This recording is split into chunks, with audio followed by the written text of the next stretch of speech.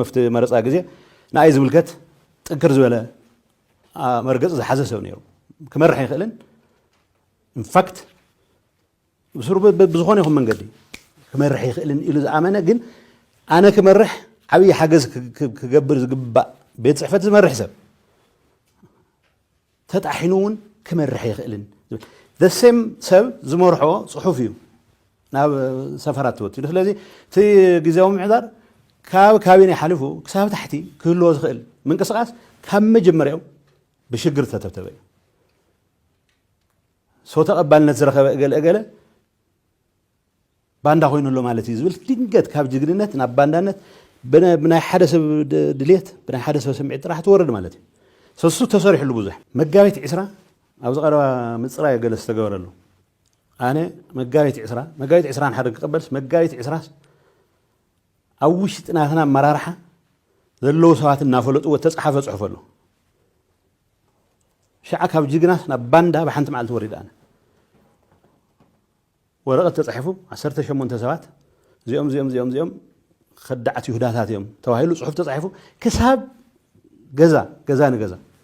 كيترفه كامبين تجميرو اسرا يبلك الله اسرا حنا ده تركه حرز صحف بصلو بيت صحفت كحجز بزغبو درجه يحجزن كله اغلز بحال مدب تزي خوينو كمين حجزك هذا بحال ون يلن كمي نتي حدش ممحدارنا حجزو نايت بيلف ممحدار اسنشال اب زحلف السمونا بفيسبوك قطعت مسلي ايتغيتاچو ردانا طقعو ماي بريزيدنت زبل صحف تطقعو تطقمت محبراو ميديا عبدلوم نيروم اب بوليتيكا ኢትዮጵያና ትግራይን ካብቶም መሽሞም ጎሊሑ اب ቅድሚት ዝጥራሕ ፕሬዝዳንት ጌታቸው ረዳም በጠንካራ ጎንታቱ ክላዓልን ተጸንሕ ድኽመታቱ ድማ ነቶም ጥንካረታቱ ሸፊኑ አብሊሉውን ይመስል ፍሊዝ በሉ ቃላት በመጥቃምን እናዝናጋ ሆነ እናቆጣ ዝዋዘ መራህ ጌታቸው ረዳ اب ዘረባንበራ ተግባር ከምዘይደ ዘዛረቡ አከላት ውልቃዊ ባህሪያቱ መስመርህነቱና ወሃሃዱ ከዛረቡ እንደስምዑ እዮም ኩናት ትግራይ ሲዒቡ ጎሊሑ ዝወጻይ ተጌታቸው ረዳ ድሕርና በአዲስ አበባ ምኻዱ ጠሊሙ ኸዲዑ ዝብሉ ዛዕባታት ኩረዮም ጸኒሖም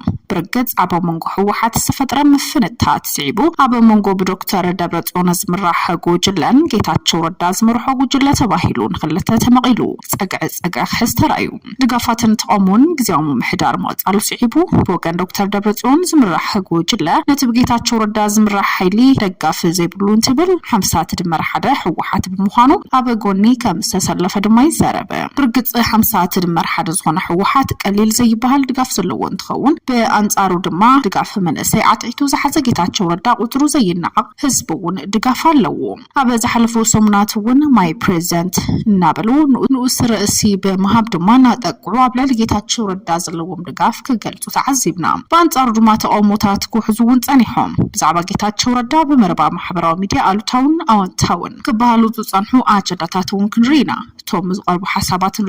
ርእይቶ ሀብት ዝቀመጡ ሐሳብ እንበር ናይ ሚዲያና ርእይቶ ከምዘይ ኮነውን ክንገልጽ ንፈቱ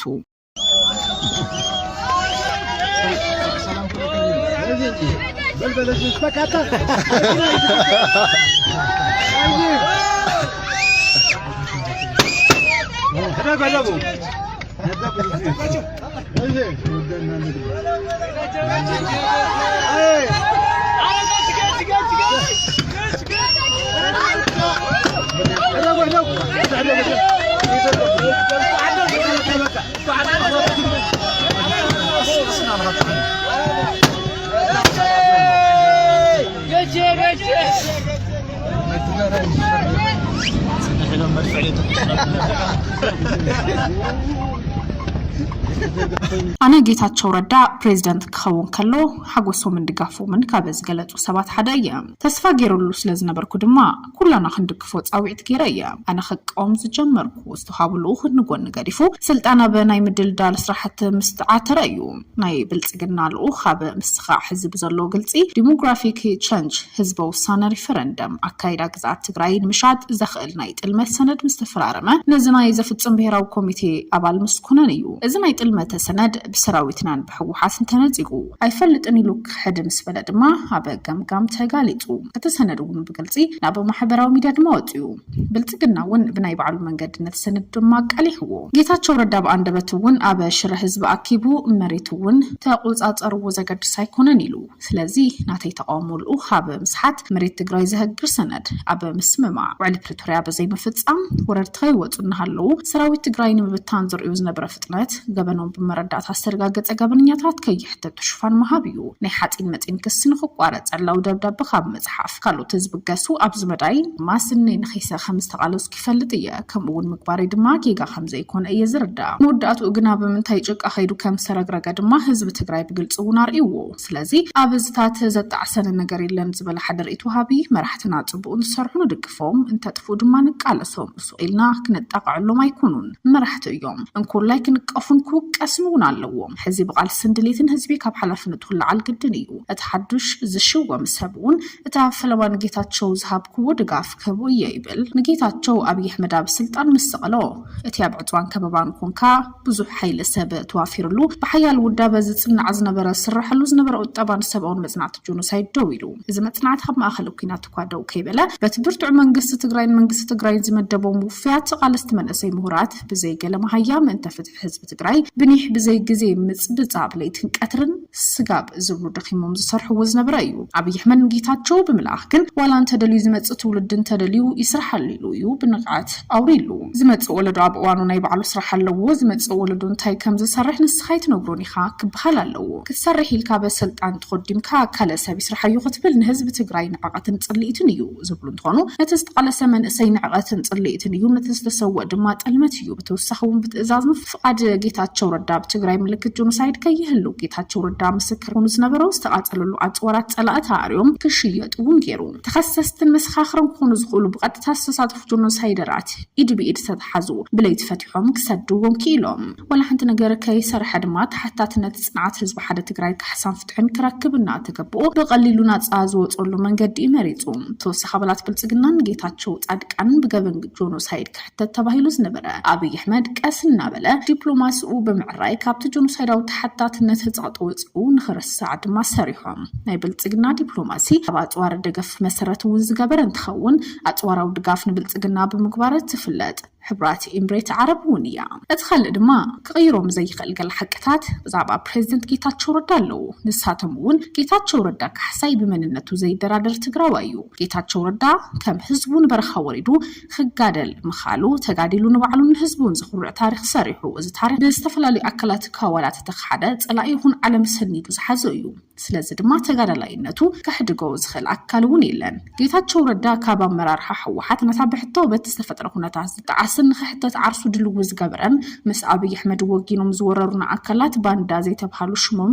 ክገንን ዘይተደለየ ንጌታቸው ረዳ ግን ባንዳ ክበሃል ዝተደለየሉ ምክንያት ንምንታይ እዩ መኒኦም ድዮም ክንቀፉ ነይርዎም ዝብል ሕቶ እውን ዝለዓል እዩ ብኻልእ ወገን ድማ ብሚኒስተር ጉዳያት ወፃኢ ዳይሬክተር ፐብሊክ ዲፕሎማሲ ኣብ ግዜ ቀዳማ ሚኒስተር ነበር ሃይለማርያም ደሳለኝ ካብ ዳይሬክተርነት ናብ ዋና ዳይሬክተር ደይቡ ጌታቸው ረዳ ሚኒስተር ጉዳያት ኮሙኒኬሽን መንግስቲ ከምኡን ፍሉይ ኣማኻሪ ቀዳማ ሚኒስተር ኣብ ግዜ ቀዳማ ሚኒስተር ሃይለማርያም ደሳለኝ ዝነበረ ኣብ ኣላማጣ ድማ ተመራፂ ብምዃን ቀስ ብቐስ እናበለ ብድሕሪ ምምፃእ ቀዳማ ሚኒስተር ኣብይ ኣሕመድ ኣብ ውሽጢ ንኢትዮጵያ ዝመርሕ ግንባሩ ሄዲግ ዓበይቲ ለውጥታት ክገብር ኣብ ዝጀመረሉ እዋን ሰፊሕ ፖለቲካዊ ፍልልይ እውን ፈጢሩ በዚ ምክንያት ብፍላይ ነቲ ግንባር ካብ ዝመስረቱ 4 ውድባት ፖለቲካ ሓደን ጎብለልን ዝነበረ ሕወሓት ምስ ሓድሽ መንግስቲ ኣካይዳ ብዙሕ መልክዑ ክስማማዕ ብዘይምኽኣሉ ንርእሱ ድማ ካብ ሄዴግ ኣግሊሉ ነሲዒቡ ጌታቸው ረዳ ምስ ካልኦት ላዕለዎት ፖለቲከኛታትን ሹመኛታትን ትግራይ ናብ ክልሎም ተመሊሶም ኣብ ዝሰርሕሉ ግዜ እቲ ፖለቲካዊ ፍልልይ ናብ ኣዝዩ ዝለዓለ ወጥሪ ብምስትግጋሮም መንጎ መንግስቲ ፌደራል መራሕቲ ሕወሓትን